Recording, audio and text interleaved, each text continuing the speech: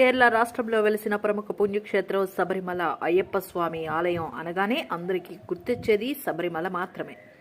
అయ్యప్ప మాల ధరించిన దీక్షాదారులు శబరిమలకు వెళ్లి స్వామిని దర్శించి దీక్ష విరమించడం తెలిసిందే.